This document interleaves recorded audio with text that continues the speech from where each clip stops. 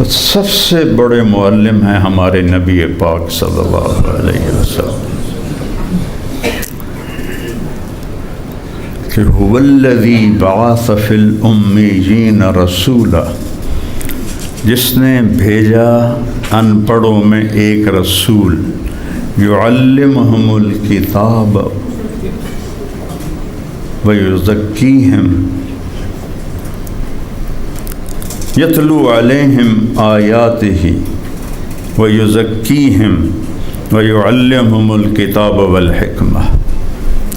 ایک رسول بھیجا جو معلم ہے، جو ان کو قرآن پڑھ کے سناتا ہے اور ان کا تزکیہ کرتا ہے، ان کے دلوں کو صاف کرتا ہے اور ان کو اخلاق سکھاتا ہے۔ آپ کا علم کیسا تھا؟ علمک ما لم تکن تعلم، میرے محبوب ہم نے آپ کو براہ راست علم دیا جو آپ جانتے نہیں تھے۔ تو ایک دفعہ ابوبکر صدیق نے پوچھا، یا رسول اللہ، ہم بھی عرب ہیں، آپ بھی عرب ہیں، آپ ایسا بولتے ہیں کہ ہم حیران ہو کے رہ جاتے ہیں، یہ آپ نے کہاں سے سیکھا؟ آپ نے کہا علمنی ربی و احسن تعلیمی، مجھے میرے رب نے علم دیا اور اعلیٰ علم دیا، وعدبنی ربی و احسن تعدیبی، اور مجھے ادب سکھایا اور سب سے اعلیٰ درجے کا ادب سکھایا۔ یعنی آپ مائیں گلا کرتی ہیں، بچے مانتے نہیں، بچے مانتے نہیں، بچے سنتے نہیں، اور میرے نبی نبوت ملنے کے بعد مدینہ میں کہہ رہے ہیں کاش میری ماں زندہ ہوتی۔ 6 سال کی عمر میں آپ کی والدہ کا انتقال ہوا، کاش میری ماں زندہ ہوتی اور میں عشاء کی نماز نیت باندھ کے سورۃ فاتحہ پڑھ رہا تھا، تو ادھر سے آواز آتی میری ماں کی، محمد، تو میں نماز توڑ دیتا اور میں کہتا میں آیا اماں جان، میں آیا۔ کہاں کھڑے ہیں؟ اللہ کے سامنے۔ نماز کون سی ہے؟ باجماعت۔ کہاں ہو رہی ہے؟ مسجد میں، اور جہری نماز ہے، یعنی آواز کے ساتھ نماز ہے، الحمدللہ رب العالمین۔ تو آپ فرما رہے ہیں کہ میں نماز توڑ دیتا اپنی ماں کے لیے۔ وہ کب؟ جب کہ معراج کا سفر بھی ہو چکا ہے، کعبہ قوسین بھی ہو چکا ہے، پھر یہ تمنا ہے کاش میری ماں ہوتی تو میں اس کے لیے نماز بھی توڑ دیتا۔ اور 57 سال بعد آپ حج پر گئے ماں کی وفات کے، 57 سال، 7 دن کے بعد غم ہلکا ہو جاتا ہے۔ ہاں گہرا زخم دیر سے جاتا ہے۔ میرے بیٹے کو گئے 2 سال ہو گئے، اچانک موت تھی، جوان موت تھی، تو اس کے آنسو تھمتے نہیں ہیں، لیکن پھر بھی کم ہو جاتے ہیں، آہستہ آہستہ ختم ہو جاتے ہیں۔ 57 سال آپ حج پہ جا رہے ہیں، آپ نے احرام باندھا ہوا ہے، اپریل کا مہینہ ہے، اور ابوا پہنچ کر آپ نے اونٹنی کی لگام پہاڑوں کی طرف موڑ دی۔ راستہ یہ جا رہا ابوا، میں بھی گیا ہوں حضرت آمنہ کی قبر پر، یہ ابوا ہے، یوں سیدھا راستہ، تو آپ نے ایسے پہاڑوں میں اونٹنی کو موڑ دیا۔ تو جو قریبی ساتھی تھے ان کو تو پتہ تھا، لیکن 60-70 ہزار کا مجمع تھا، وہ کہیں یہ کہاں جا رہے ہیں، کہاں جا رہے ہیں؟ تو آپ اندر پہاڑوں میں گئے، وہ اتنی دشوار گزار جگہ ہے کہ وہ میں نے ایک دوست کی بڑی جیپ لی تھی، عرب دوست کی، یہ لینڈ کروزر بھی وہاں کام نہیں کرتی تھی، وہ ٹرک جیسی جیپ تھی، ان پہاڑوں کو پتھروں کے ساتھ ٹکراتے ٹکروتے ایک رہبر ہمیں لے کر گیا، کچھ 70 فٹ اونچا پہاڑ تھا وہاں، تو وہاں آپ پہنچے، پہاڑ پہ چڑھے، اور ماں کی قبر کے سرہانے آپ ایسے بیٹھ گئے.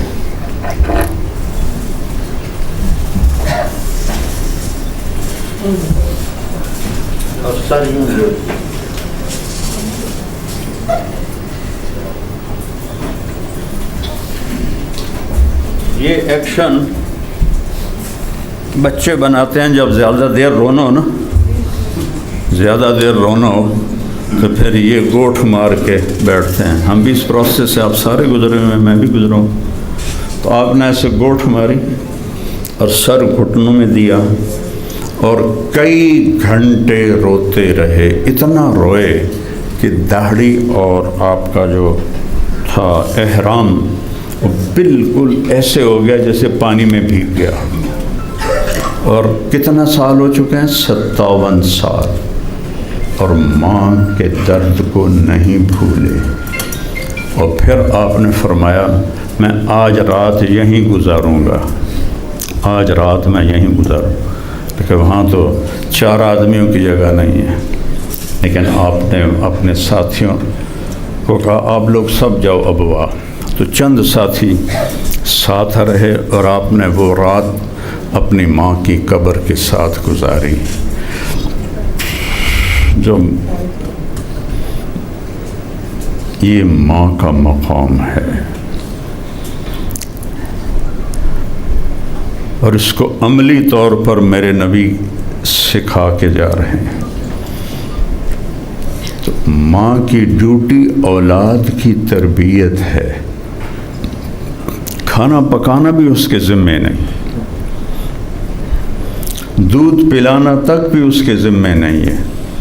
اگر وہ اپنے خامند سے کہے کہ مجھے تکلیف ہے میں نہیں پلا سکتی تو خامند کے ذمے ہے کسی سے دودھ پلانے والی کا انتظام کرے. اس عورت کے ذمے ہے اس بچے کو ایک انسان بنا کے بڑا کرنا. ہمارے بچے بڑے تو ہو رہے ہیں، انسان نہیں بن رہے، جانور ہیں. بولنے والے جانور ہیں، بولنے والے، نہ جنہیں ماں کا پتہ ہو، نہ باپ کا پتہ ہو، نہ بہن بھائیوں کا پتہ ہو، نہ کسی کی عزت کا احساس ہو، نہ اپنی عزت کا احساس ہو. ساری یونیورسٹیاں نشے میں ڈوبی پڑی ہیں. ہمارے زمانے میں گورنمنٹ کالج میں پڑھا ہوں FSC تک، تو کوئی نشے کا نام و نشان ہی کوئی نہیں. بس سگریٹ تھا، اس کے علاوہ کوئی نشہ تھا نہیں. تو ساری یونیورسٹیاں وہ آئس اور پتہ نہیں کن کن نشوں سے لڑکیاں لڑکے سب اس میں ڈوب گئے ہیں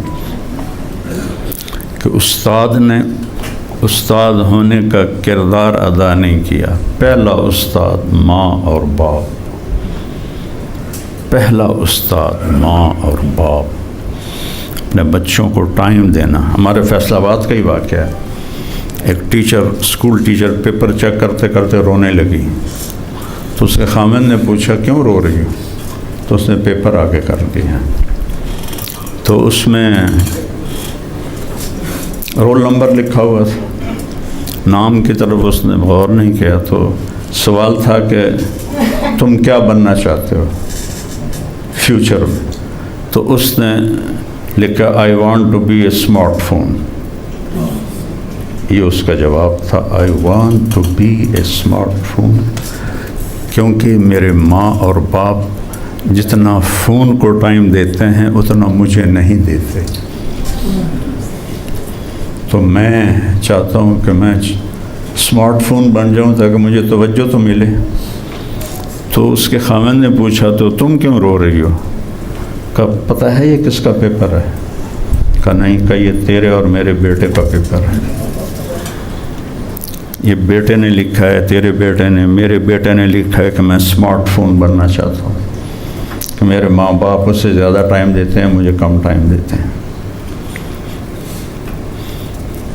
تو پہلے استاد تو آپ بیٹھے ہیں.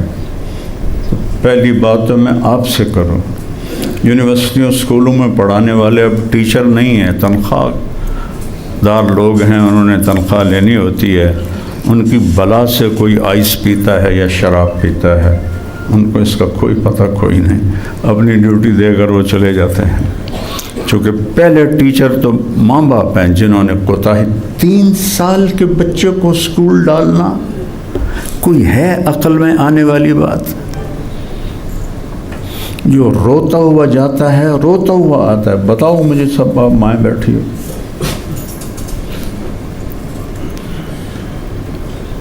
سات سال تک میرے نبی نے کہا نماز کا بھی نہ کہو.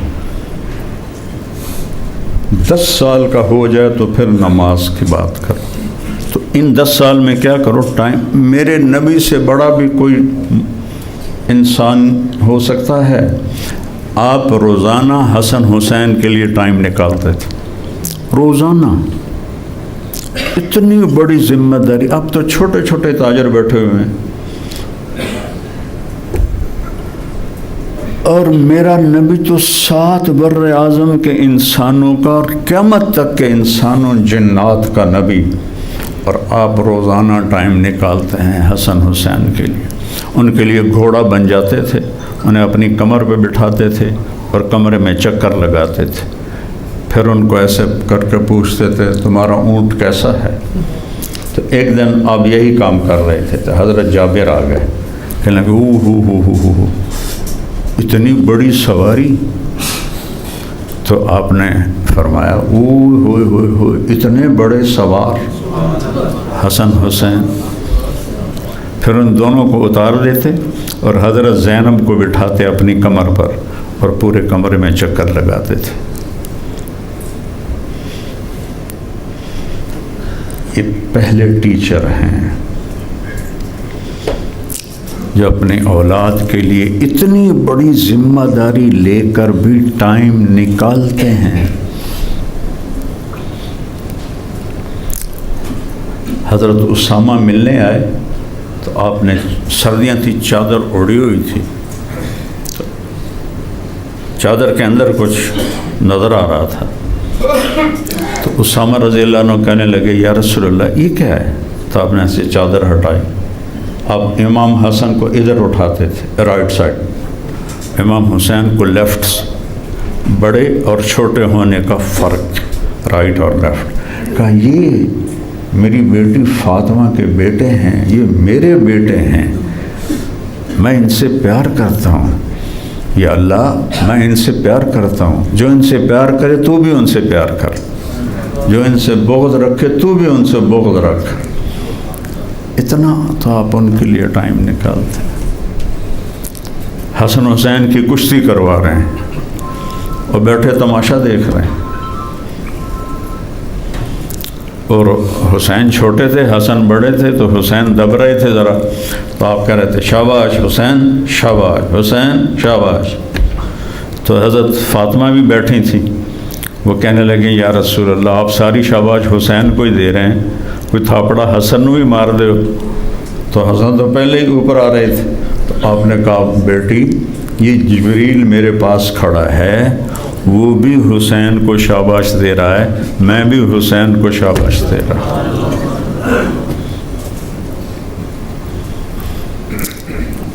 آپ کا ہم سب کا سب سے بڑا سرمایہ ہماری اولاد ہے. اگر وہ اچھے انسان نہ بنے تو ان کی اپنی زندگی بھی برباد ہوگی اور آپ کو بھی کانٹوں پہ سلا دیں گے اور آخرت بھی برباد ہوگی. ایک چنگاری لگ جائے تو بندے کی ہائے ہائے ہو جاتی ہے. اور جن کو اللہ آگ میں ڈال دے ان کا کیا حال ہوگا؟